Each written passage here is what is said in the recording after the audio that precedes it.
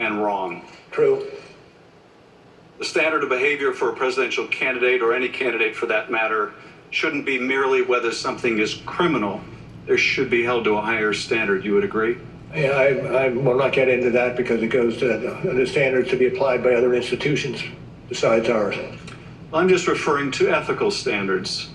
We should hold our elected officials to a standard higher than mere avoidance of criminality, shouldn't we? Absolutely.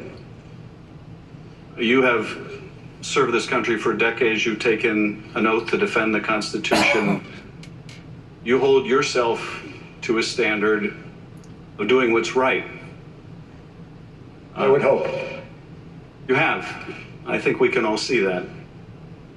And befitting the times, I'm sure your reward will be unending criticism.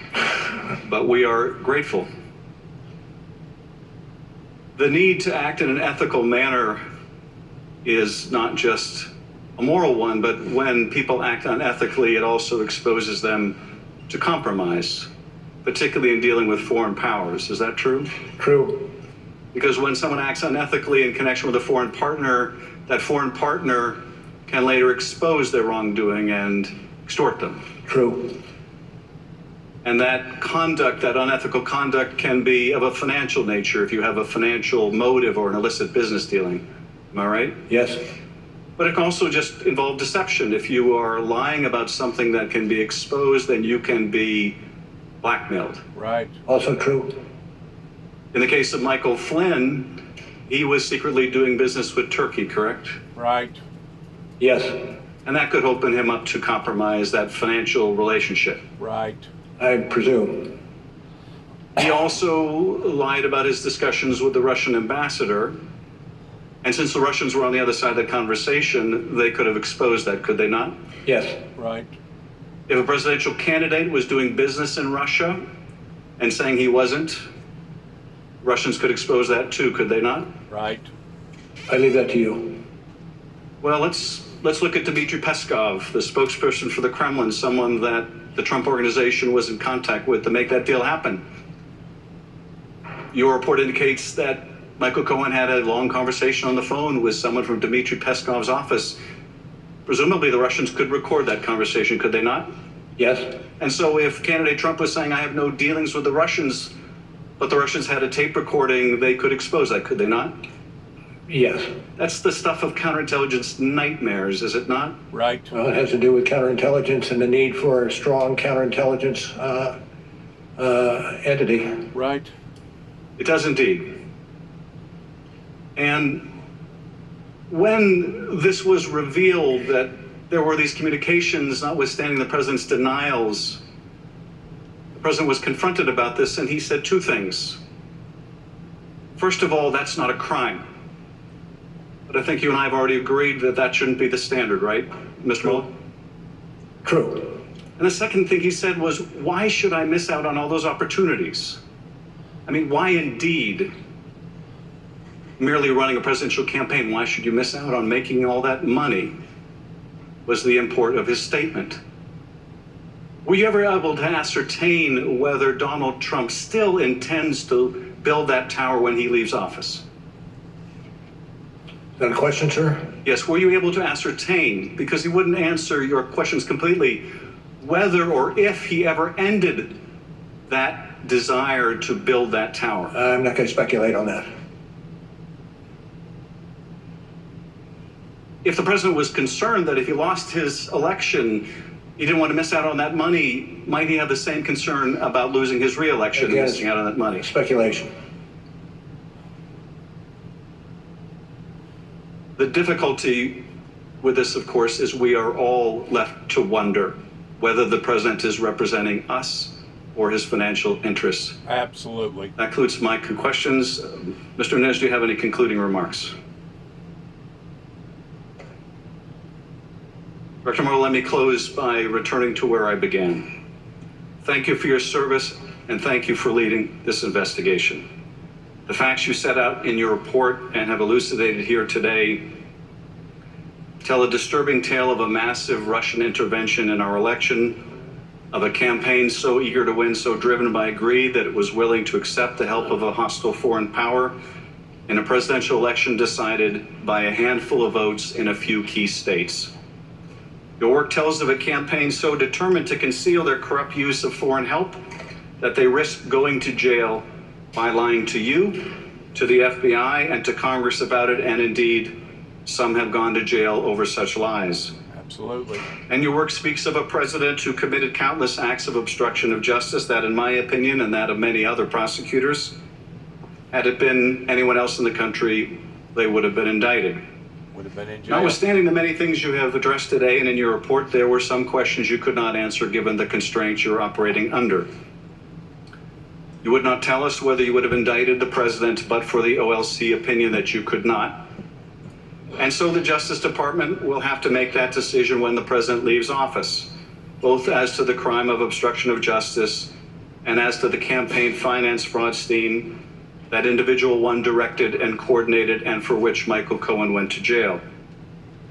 You would not tell us whether the president should be impeached, nor did we ask you, since it is our responsibility to determine the proper remedy for the conduct outlined in your report.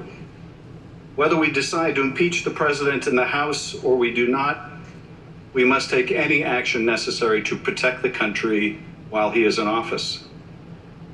You would not tell us the results or whether other bodies looked into Russian compromise in the form of money laundering, so we must do so.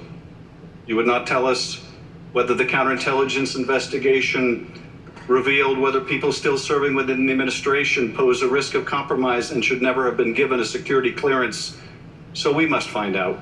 Right. We did not bother to ask whether financial inducements from any Gulf nations were influencing U.S. policy, since it is outside the four corners of your report, and so we must find out. But one thing is clear from your report, your testimony, from Director Wray's statements yesterday. The Russians massively intervened in 2016, and they are prepared to do so again in voting that is set to begin a mere 8 months from now. The president seems to welcome the help again, and so we must make all efforts to harden our elections infrastructure, to ensure there is a paper trail for all voting, to deter the Russians from meddling, to discover it when they do, to disrupt it, and to make them pay. Protecting the sanctity of our elections begins, however, with the recognition that accepting foreign help is disloyal to our country, unethical, and wrong. We cannot control what the Russians do, not completely, but we can decide what we do. And that this centuries-old experiment we call American democracy is worth cherishing. Director Mueller, thank you again for being here today. And before I adjourn, I would like to excuse you and Mr. Zebley. Everyone else, please remain seated.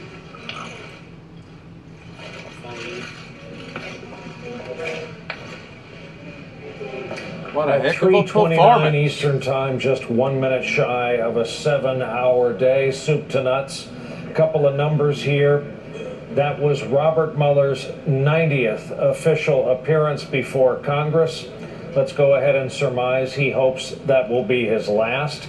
Again, a 7-hour day, and 198 times by our count, the former FBI director declined to answer or deflected. Nicole Wallace, as they say, what have we learned? Look, I thought this session and these members, largely the Democrats, but a couple of the Republicans, got a lot more information out of Special Counsel Mueller. And I said this earlier, this is a group that is as steeped in this content and in this investigation as Mr. Mueller himself. They've interviewed a lot of the bold-faced names that appear in this report. They are still conducting an investigation into whether the president is compromised, whether he has business interests. You heard Adam Schiff ask there at the end if there were financial ties, not just to Russia, but to the Middle East. So this was really an intersection of equally informed parties. I did not feel that way watching the Judiciary Committee. There felt like some sort of ships passing in the night. The exchanges were sharper. What we learned at a substantive level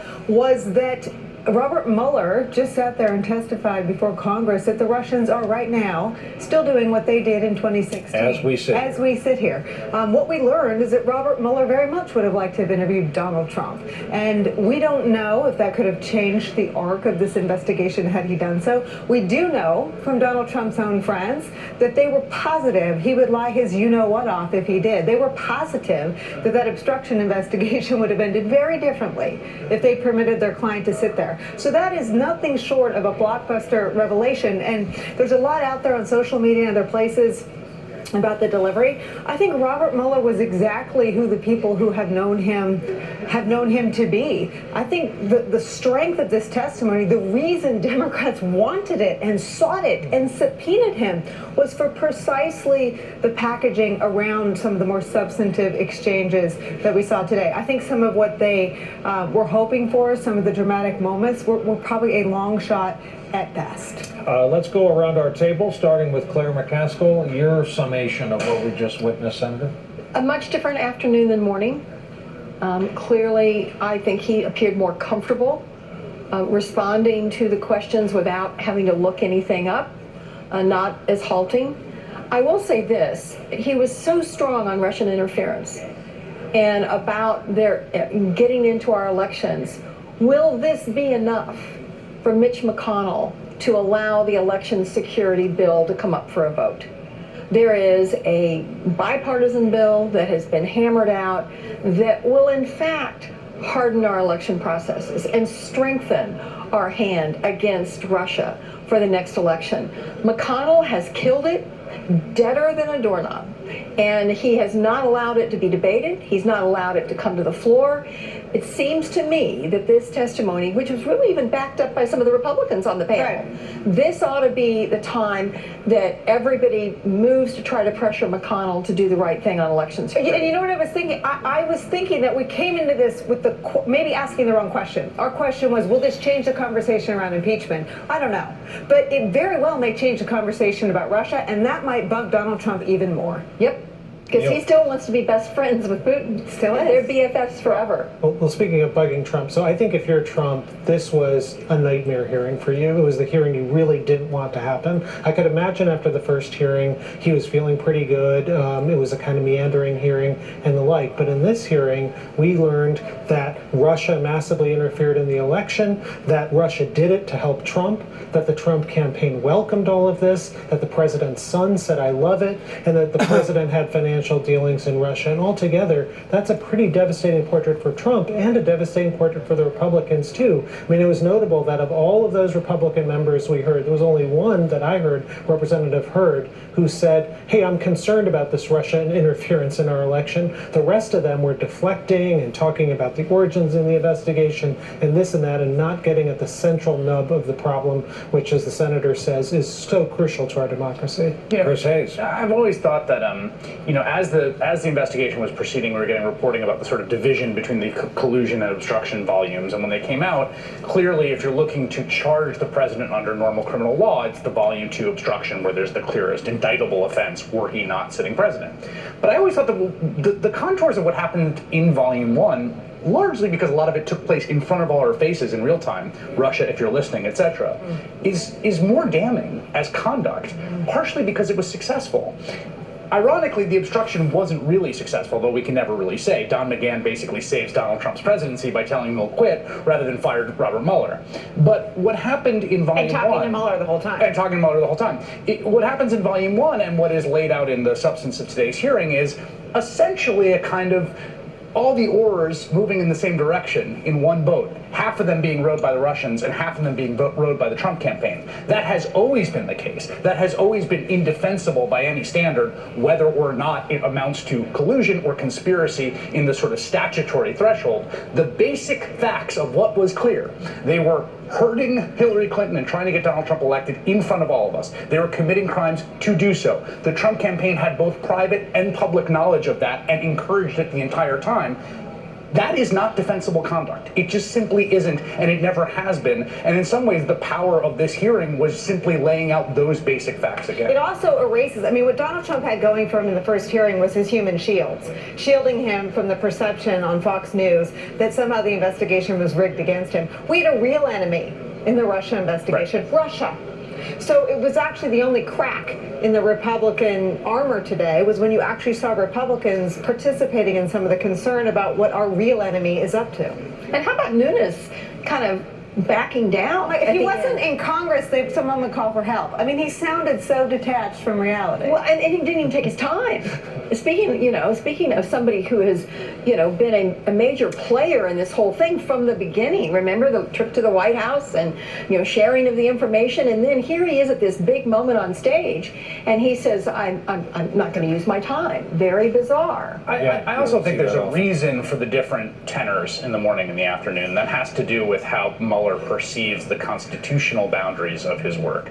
It is very clear, I think, from the morning, from reading the report and listening to him, that he agrees with the 1,000 federal prosecutors that signed that thing, saying if the guy wasn't the President of the United States, this would amount to sufficient evidence to indict someone for obstruction of justice. There are actual examples of similar fact patterns leading to said indictments.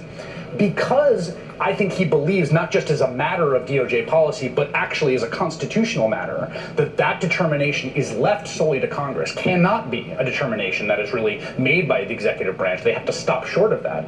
I think all of that sort of hemming and hawing and the ships missing each other was him just absolutely resistant from talking about the constitutional remedy, the one constitutional remedy that lays on the table, which is not his to pursue. Right, no, he was so cautious in the first hearing. He wouldn't even use the word impeachment, even when it was like in his actual report. It's like, he who shall not be named, basically. But I do think that there's a way in which that reticence in that first hearing and his total, like what some people said was meandering, but I think came off as just really not fire-breathing, nonpartisan, just kind of laying out whatever he was willing to say, sticking to the four corners of the report, really helps in the afternoon, because now you've got a guy who doesn't look like a fire breather who's saying, look, here's the stuff that happened and how devastating it was to our country. I also thought it was just the last point. It was interesting that the one opinion he offered, unsolicited outside the four corners, was his characterization of the president's use of WikiLeaks and endorsement of WikiLeaks as problematic is an understatement. It was, I think, the only time in the 7 hours of testimony where a characterization was given to him, and rather than deflect or just accede to it, he actually supplemented it. He said, no, it's more than that, actually. It's more than problematic. Ari Melber's been watching with us. He's made his way to the Washington Bureau. Ari, a couple things here. Number one, people are hearing the summation of today's 7 hours. That is a summation. If people dialed in and sampled part of it, they were liable to see much less action. Number two, what happened today depends on your network filter of choice. It'll be a dramatically different hearing across 6th Avenue from us here in New York. And number three is legally what happened today. Well, a lot happened. I think we're watching this footage of Bob Mueller making his way off Capitol Hill here at the end of the day. And Brian, legally, we saw two very different hearings in the morning and afternoon. And let's just remember, as now we've taken it all in, they were in reverse chronological order. The special counsel was here to investigate election meddling, and that's volume one. Then on the way, he indicted and secured guilty convictions for people who obstructed, and also did a very detailed investigation because there was so much smoke over whether the president himself obstructed justice. But Americans watching this today began with those obstruction questions, number two, and then in the afternoon went to number one. I say that because I think it goes to the substance of your question of what did we see legally. We saw in reverse those two issues played out today. So in the morning, you can really take it all together and say the question was, is President Trump a crook? And Mueller's answer is, it's not for him to say. And in the afternoon, the question was, should the President of the United States act better than a crook? And Mueller's answer was, yes, he should. And that's why, as Chris and others have mentioned, we saw Mueller step outside of this narrow, formulaic, legal set of elements that you check of whether someone committed a felony and say, of course it's unpatriotic, of course it's problematic. At one point we saw Bob Mueller, who's not only the former special counsel, but someone with a lot of national security cred as a former FBI director, say not only that he fears this is the new normal, they're attacking us today from Russia, but that he thinks, and he concludes from his work, that candidate Trump boosted illegal activity by Russia. I think legally and substantively, that's a wow moment, even though we also know, in fairness to the president, that's not something that Mueller found chargeable. So you take it all together in what I'm calling this reverse order, and you have what Jay Sekulow and the White House team says is still, at the end of the day, good news for them because they don't see the criminal bar being met. And then you have also Bob Mueller, by the end of the day in the afternoon, in his own careful way, swinging a 2x4, but doing it the Mueller way, methodically, slowly, carefully, but nonetheless a 2x4, saying the President of the United States should act better than this and shouldn't be cavorting and inviting and flirting with what Mueller says and charged as Russian election crimes. Ari Melber in Washington. We're going to show one of the leading exchanges from the afternoon session, the questioning by New York Democratic Congressman Sean Patrick Maloney. There was a decided change from morning to afternoon in pace. This morning you were hyper aware of every passing second because the members were aware of every passing second, and their pace made for such a wide gulf with Mueller's demeanor and delivery. So here in the afternoon session, when the questioning backed off a little bit in its urgency, here is Sean Patrick Maloney with Robert Mueller. So my question, sir, is did you have sufficient evidence of the president's intent to obstruct justice, and is that why you didn't do the interview? There's a balance. In other words, how much evidence you have to satisfy the last element against how much time are you willing to spend in the courts litigating the interview with the president. And in this case, you felt that you had enough evidence of the president's intent. We had to make a balanced decision in terms of how much evidence we had compared to the length of time it would take. And sir, because I have limited time, you thought that if you gave it to the Attorney General or to this Congress, that there was sufficient evidence that it was better than that delay. Can you state that again? Well, that it was better than the delay to present the sufficient evidence, your term, of the president's intent to obstruct justice to the Attorney General and to this committee. Isn't that why you didn't do the interview? No, the reason we didn't do the interview is because of the length of time that it would take to resolve the issues attendant to that. And with that, we are joined live by... I'm going to weigh in right there on this real quick. For time purposes, this has been long, it's been lengthy, but I do have something that I want to say. First of all, whenever it comes to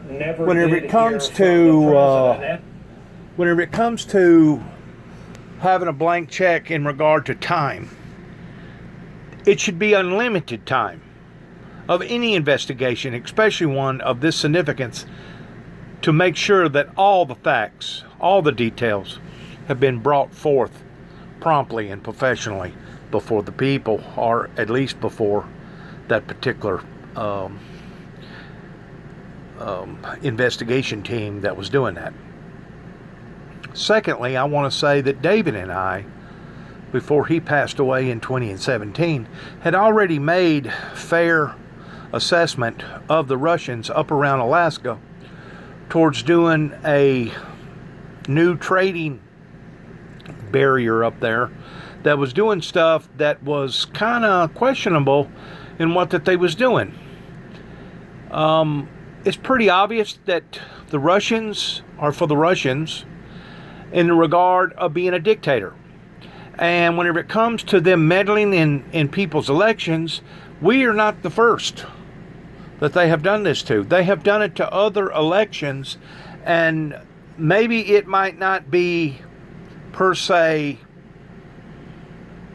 illegal from a legal standpoint. From an ethnic and moral standpoint, it is wrong in what they're doing, because they're basically trying to wiggle or wobble their way into society towards dominating the world in the free enterprise pertaining to the internet, pertaining to all these different Facebook and Twitter platforms. We are now on to them. Now the question remains, what are we going to do to prevent from them doing this again? Our politicians failed us in not putting up breaches and not being on top of things towards seeing this coming.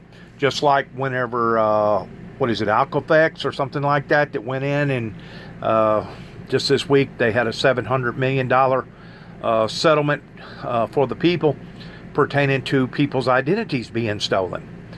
These are areas that our politicians should have already set up in play towards putting up firewalls to prevent from these things occurring. And they're still occurring even as we speak. And it's really, really sad in the regard that you would think by now in 2019, I believe is the year, the 21st century, that we're supposed to be, the smartest, greatest nation in the world, that our experts, our professional people would have allowed for this to have ever have occurred to begin with. Whenever it comes to the affairs